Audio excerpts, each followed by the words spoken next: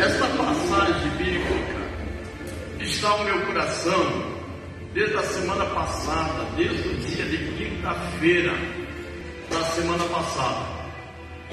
E eu confesso para os irmãos que eu estava querendo fugir dela, pelo fato de se tratar de uma passagem bíblica bastante conhecida de todos os leitores da palavra do Senhor.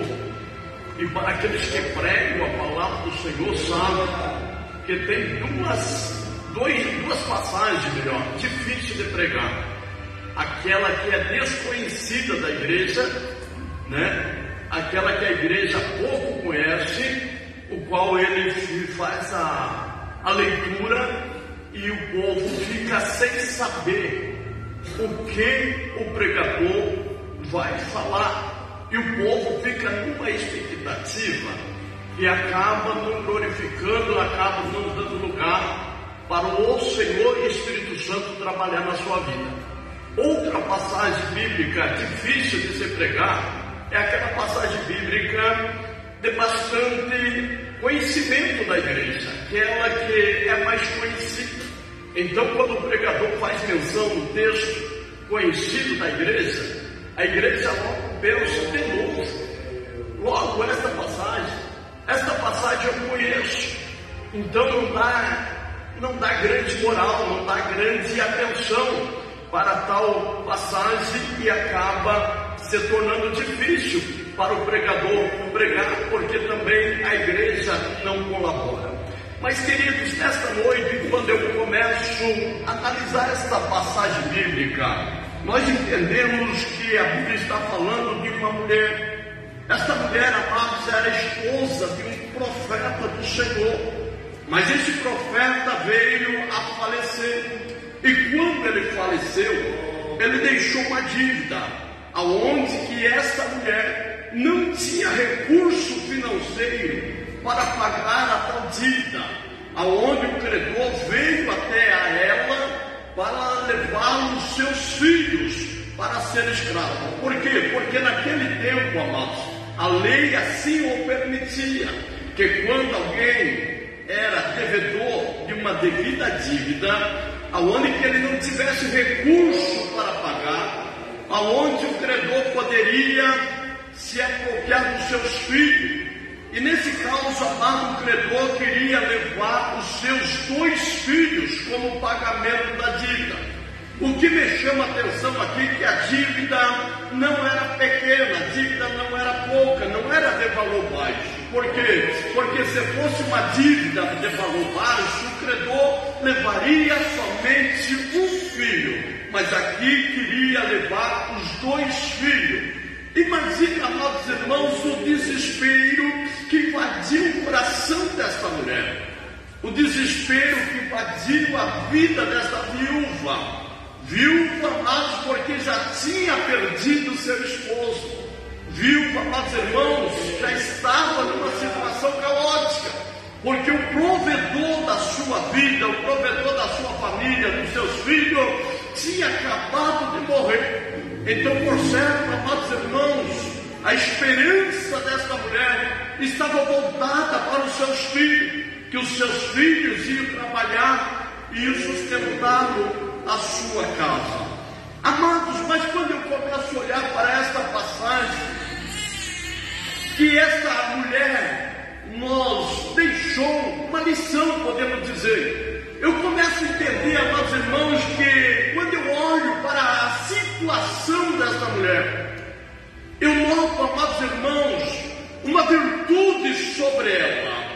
A virtude que estava sobre a sua vida, eu quero nomeá-lo como sabedoria. Esta mulher, amados irmãos, desfrutava de uma sabedoria. Por que eu digo isso? Porque ela não recorreu aos vizinhos para pedir um valor emprestado. Ela não fez uma vaquinha para pagar a tal dívida. Ela não recorreu aos seus parentes. Ela não recorreu a um agiota. Ela não recorreu a um banco para fazer um empréstimo. Mas ela recorreu ao homem de Deus. O profeta Eliseu era seu mentor, era seu líder espiritual. E quando ela chega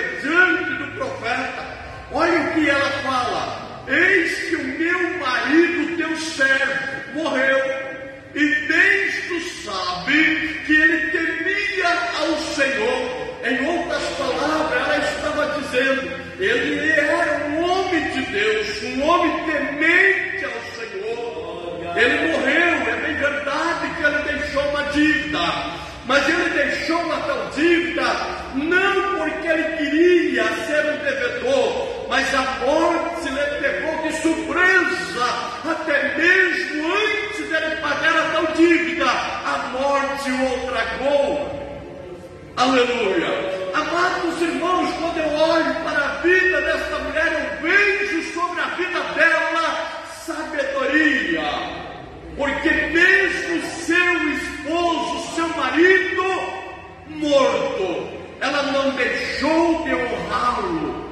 Ela bem poderia ter chegado para o seu líder, para o seu pastor, falando mal do seu esposo, falando mal do seu companheiro. Poderia ela dizer: ele morreu, ele ficou, não me deixou numa situação caótica, ele ficou devendo porque ele quis dever, ele comprou além do que ele poderia comprar.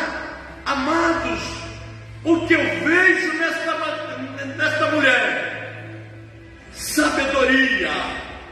Porque, amado, ela não se aproveitou da situação para defamar o seu companheiro.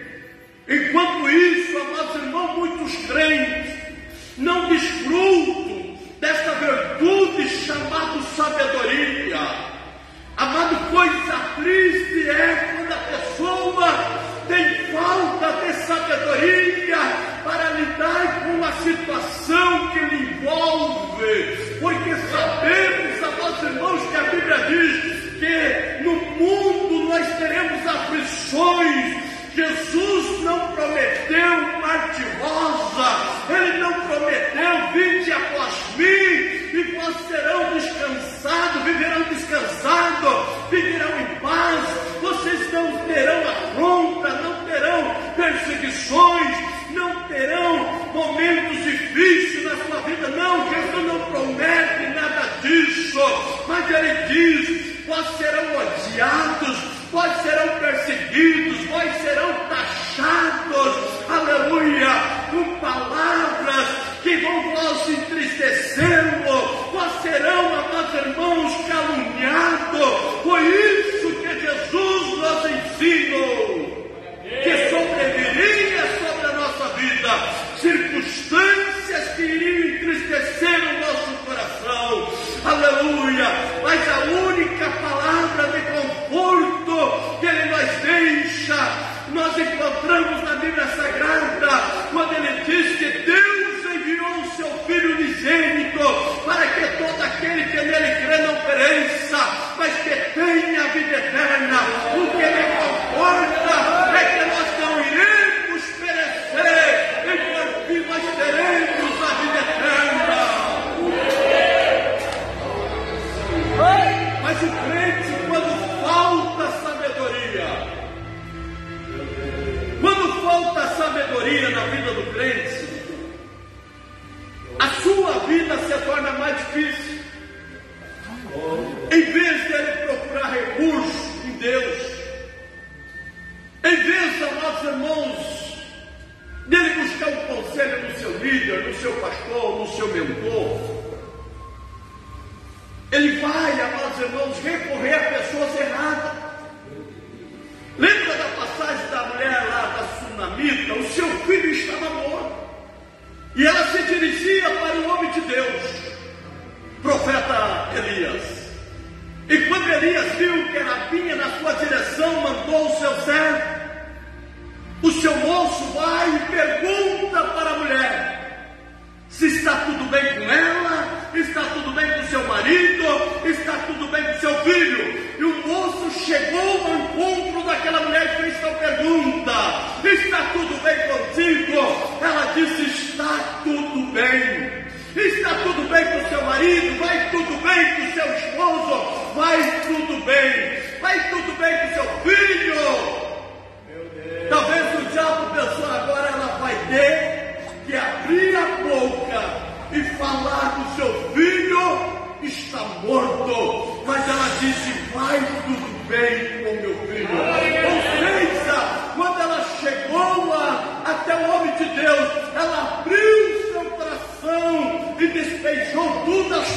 homem de Deus o que estava lhe acontecendo.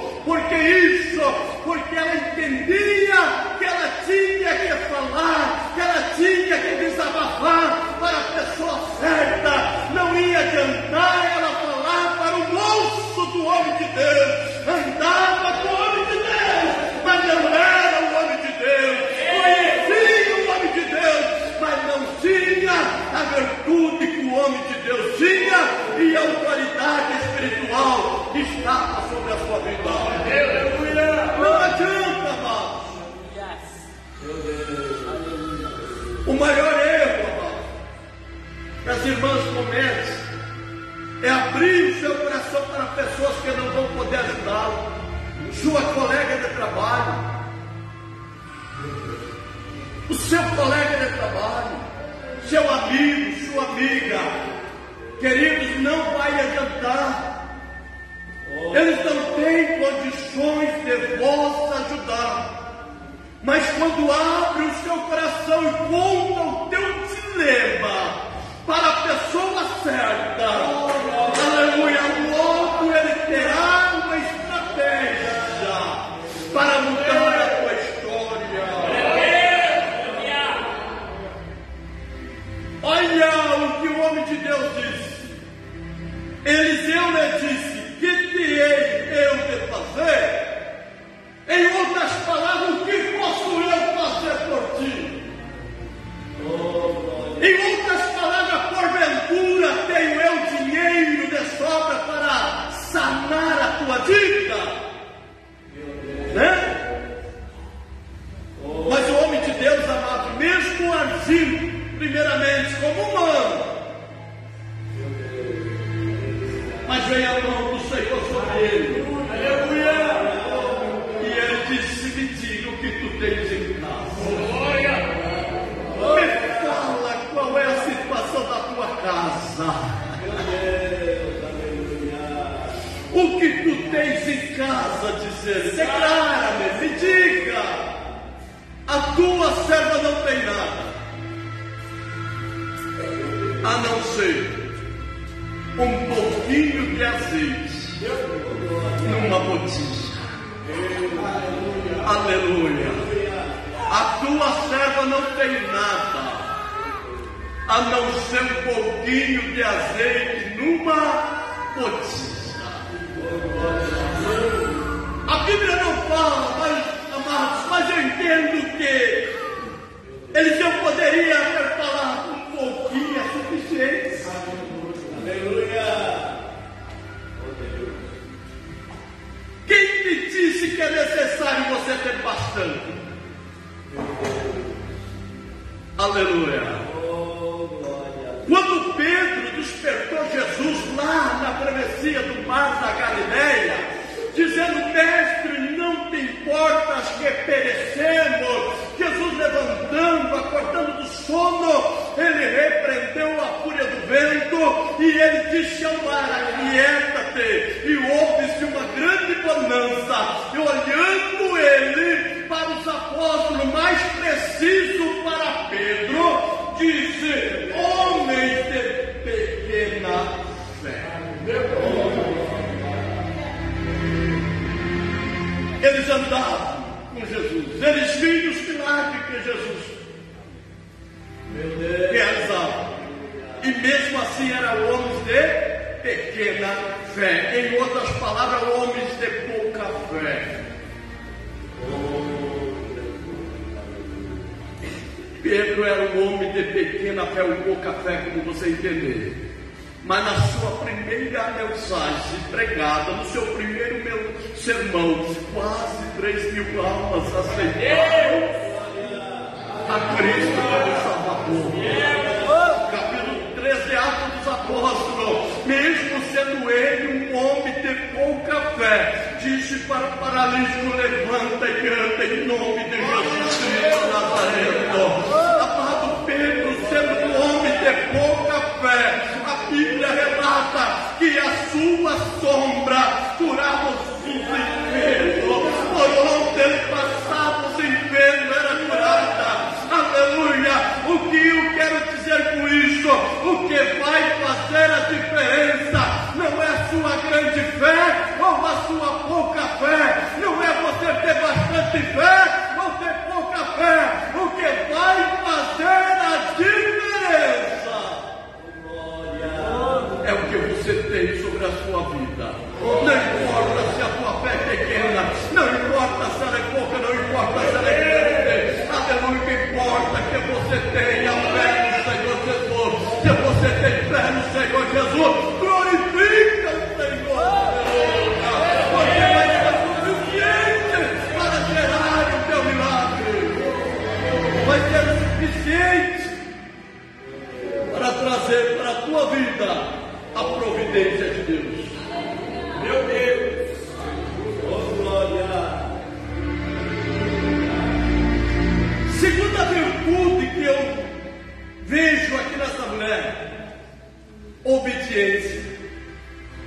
Por que obediência? Porque Eliseu disse: vai e pede para ti vasos emprestados para todos os teus vizinhos, e não poucos.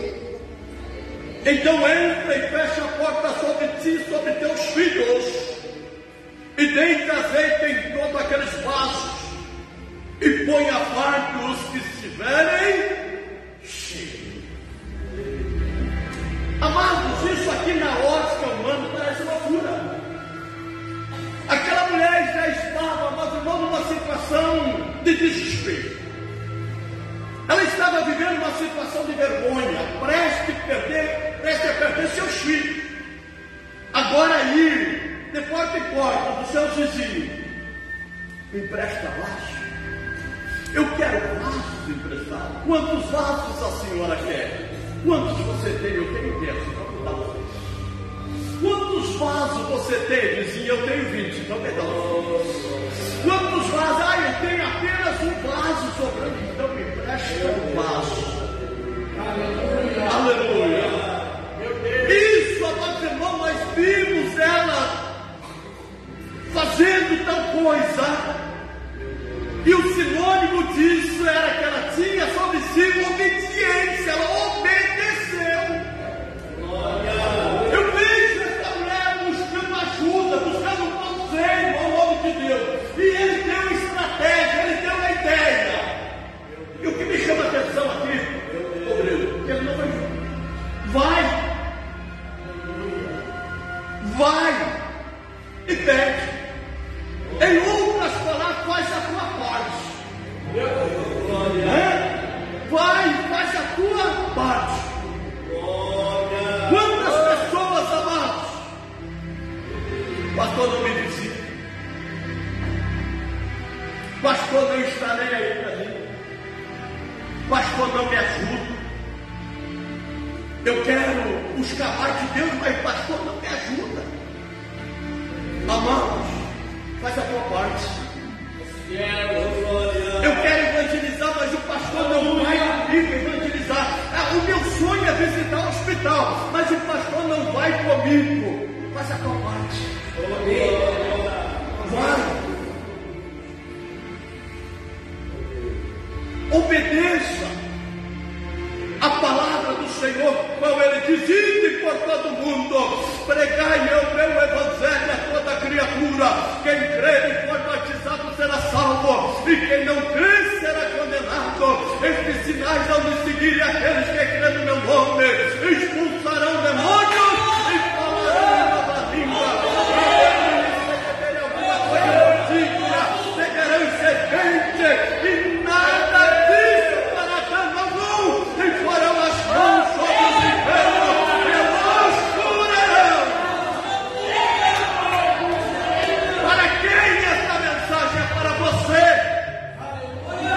É para você. Não é para o pastor, não é apenas para os obreiros, é para você. Você crê, pastor, para você que crê nele.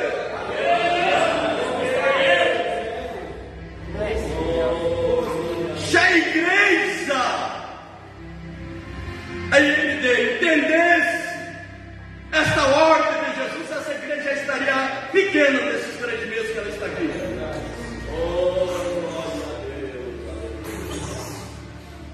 Para os crentes de hoje, só irei se alguém ir comigo. Só irei se alguém fazer a frente. Eu estou pronto para ajudar, mas ele não toma iniciativa, ele não vai. Aleluia. Por que isso? Porque não obedecem. Mas essa mulher, amado, nós aprendemos com ela aqui o que traz sobre a vida do crente a obediência. Se vocês soubessem, amados irmãos, quantas pessoas me ligam, crente, pedindo conselho. Amado, para mim todos são filho e filha. Filho, faz assim, assim, assim, assim. Amém, pastor. Vai, faz tudo o contrário. Dá errado, bem que eu não me engano. Filho, faz assim, assim, assim, assado.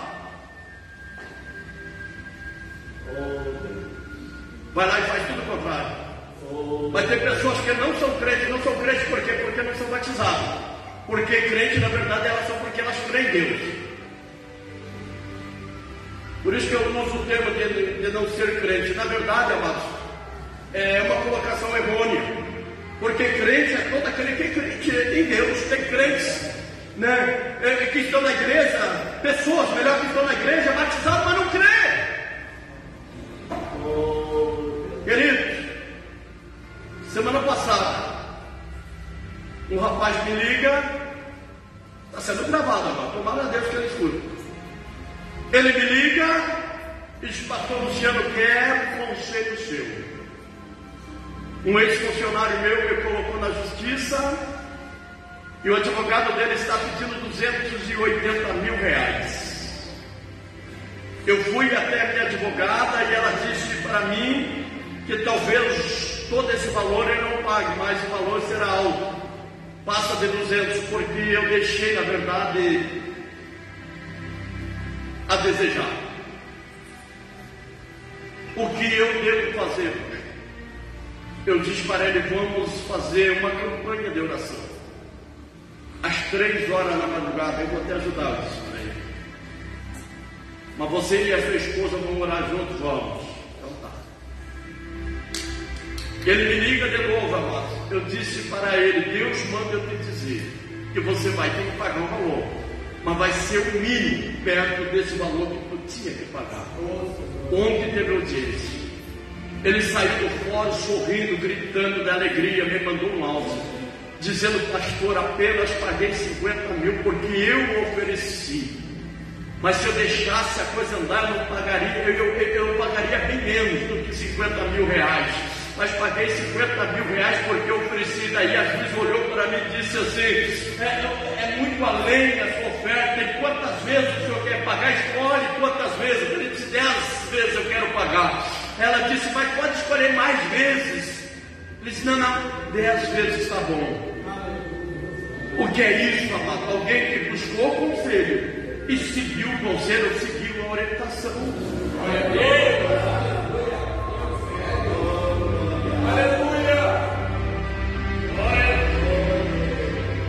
Ele está por fechar um negócio, me mandou mensagem quando ele estava entrando aqui. Mandou vídeo e mandou uma mensagem: pastor, o que eu devo fazer? Eu faço negócio, fecho o negócio ou não fecho? O que o senhor falar eu vou fazer. O que é isso, amado? É obediência. Meu Deus! Recheada com fé. Meu Deus! Aleluia! A Bíblia diz que melhor é obedecer do que sacrificar. Ou seja, não adianta orar, não adianta jejuar, não adianta ficar sem comer, não adianta subir um monte. Se você não for obediente à sua liderança, o seu pastor jamais será obediente a Deus. Meu Deus! Você não obedece o homem o qual está vendo, vai obedecer a Deus? Quantos crentes dizem: o meu negócio é com Deus? Mentira.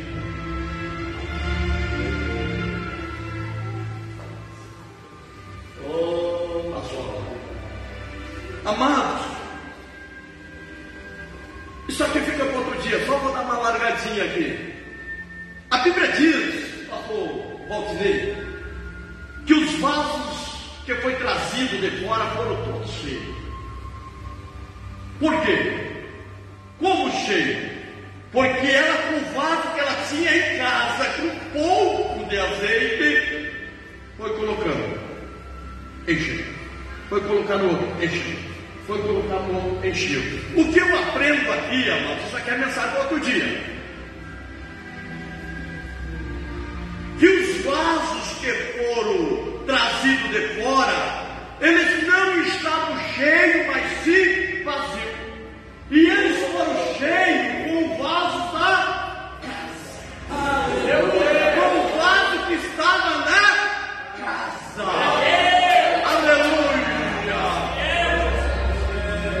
Não vamos nos preocupar em trazer vasos de fora para encher os vasos aqui dentro, porque aqui dentro tem vasos com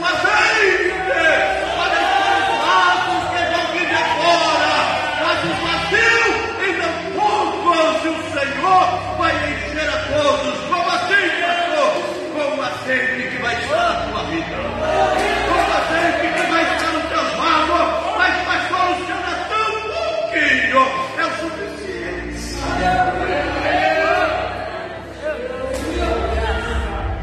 Olha aqui o que diz a Bíblia.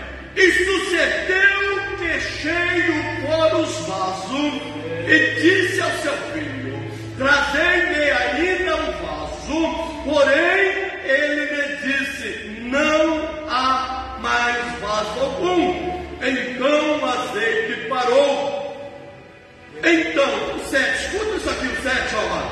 Então veio ela e fez saber o homem. Aleluia! Meu Deus!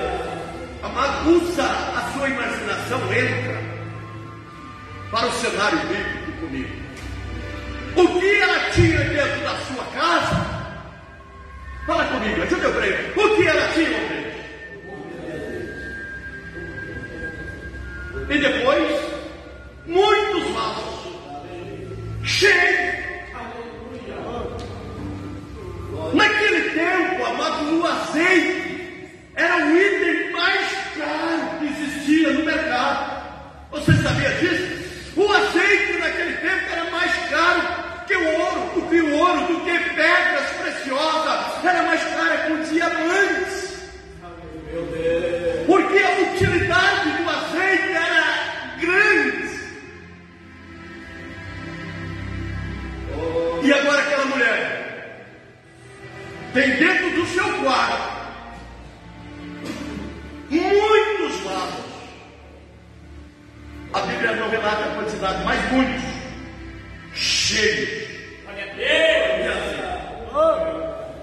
Em outras palavras, aquela mulher tinha uma fortuna dentro da sua casa. Aquela mulher, ela saiu da extrema pobreza para a multimilionária. Toda expressão no meu vocabulário volta. A riqueza dessa mulher era tão grande, amado, segundo a história diz que ela morreu fartas de dia, vivendo como a sobra do azeite. Os seus filhos casaram e geraram filhos e filhas, e os seus filhos e as suas filhas desfrutavam da sobra. Glória a Deus! Aqui entra a Bíblia, que é a bênção do Senhor, é até a quarta geração. Aleluia!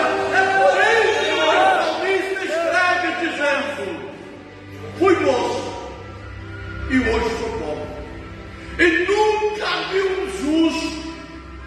Meu Deus. Lembrando que a vida de um justo é traçado, amados, por virtudes. E as virtudes mais essenciais para essas três que eu citei aqui: sabedoria. Não a sabedoria desse mundo, mas a sabedoria que vem do alto. Obediência. E eu encontro a terceira aqui nessa mulher: submissão. Submissão ao seu pastor, submissão à sua liderança, submissão ao seu líder espiritual. Se você congrega num lugar e você não é submisso ao seu líder, saia de lá, porque você está colocando a sua alma no inferno. Se você congrega no lugar e não busca, aleluia, obedecer a sua liderança, saia de lá. Se você não se aconselha com o seu líder, não tem essa sabedoria, saia de lá. E se você congrega aqui e não faz nenhuma dessas coisas, saia daqui, porque você está perdendo o teu tempo e está colocando a tua alma no inferno. Essa mulher, amado, ela poderia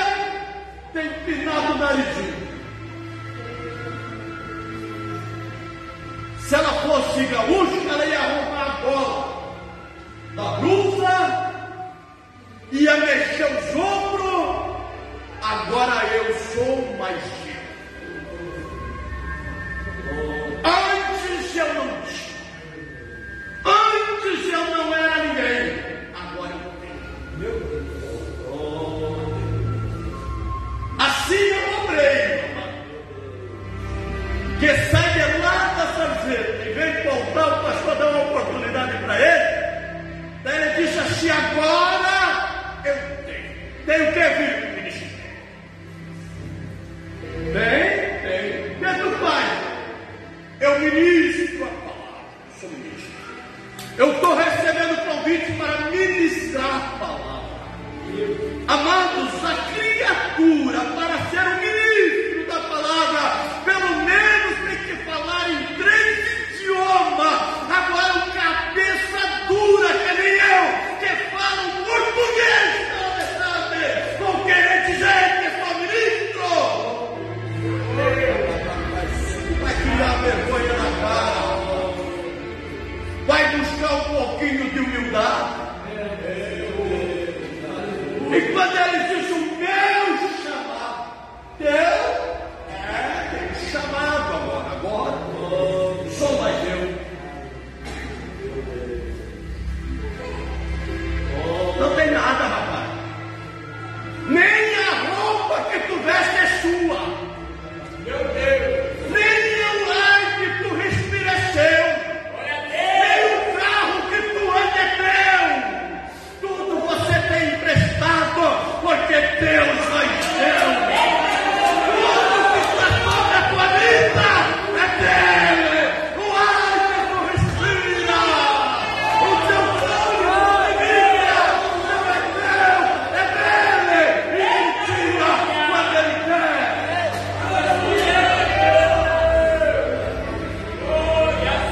Mas só Deus, quando está, é cheio de arrependimento. Os dons espirituais. Você pode pintar, pode pecar, pode fazer o que tu quiser. Mas se reconcilia, os dons vão reativar. Porque a Bíblia diz que os dons são sem arrependimento. Mas outra coisa que pezinha dura, ele te dá e te tira quando ele quiser, porque ele é o dono de tudo. A Bíblia diz que é ele que faz descer a sepultura e faz voltar sobre a sepultura, mas também faz tornar a sepultura. Olha isso, porque ele é Deus.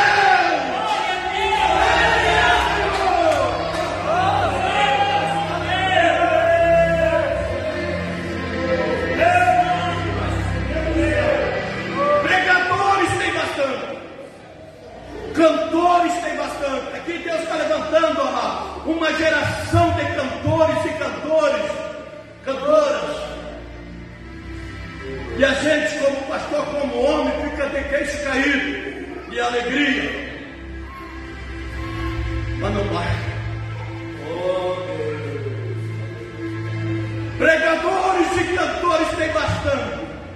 Mas homens de Deus e mulheres de Deus,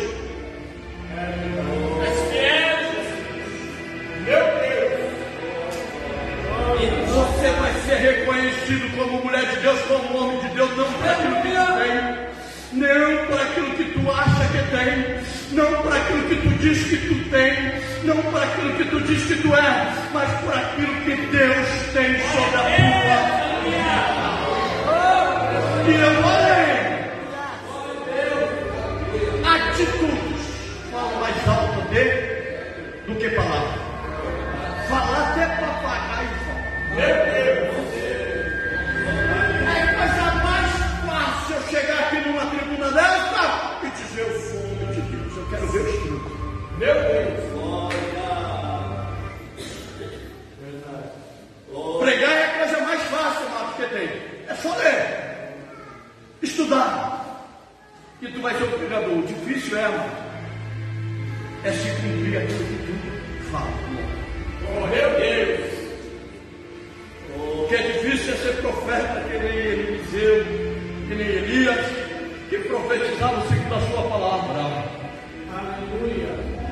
Aqui, amado, eu já vi pregador pregando que Deus falou com Eliseu para Eliseu dar. Não falou nada. Coisa dele. Ideia dele. Palavra dele. Deu certo, deu, porque ele era o homem de Deus. Aleluia! Elias, segundo a minha palavra, não há de chover. Deus choverá.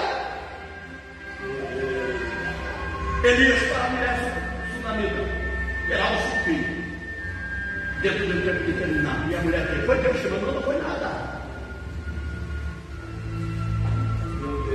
Amados, nós colocamos em pé nesta noite. Glória a Deus. E eu quero finalizar dizendo: submissão, meu Deus, é necessária na tua vida. Glória a Deus. Meu Deus. Para que a providência de Deus venha estar sobre a sua vida. Meu Deus. Para que a providência de Deus venha estar sobre a sua vida. Glória. Sua vida.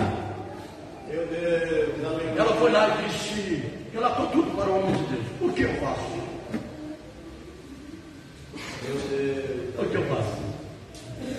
Se fosse no tempo de hoje que tem os pastores gananciosos, ia dizer, traz tudo para a igreja, né? Se fosse no tempo de hoje que tivesse os pastores gananciosos, traz tudo para a igreja, traz tudo para o rancho dos profetas. Mas não, vai e vende, paga a tua dívida, e tu, teus filhos vivam do resto. Meu Deus, toda sua. Mas tem crentes, amado, que não consegue fazer isso. Tem crente que é tão, a mentezinha é tão maligna, eu me atrevo a dizer isso, que ela recebe uma bênção, compra uma bênção, adquire uma bênção, ela nem que o pastor fala. Meu Deus. O medo do pastor pediu dízimo. Quantos crentes que eu conheço recebem herança, recebe uma causa que tinha há anos na justiça, fica quietinho, não fala com o pastor, com medo. E o pastor pediu dízimo, estava pedindo para a igreja que eles 10%. Mas quando estava na situação caótica aquela, não saía da frente do pastor pedindo oração, ora por mim. A situação está crítica, a situação financeira está difícil. Mas quando o pastor ora e Deus não faz o milagre, aí eles, vou fazer da minha vida o que eu bem quero, né? Amados, a hora passou baseado nessa fala, eu quero vós convidar, vem na frente, eu quero estar orando, mas eu quero orar, amados, por aqui.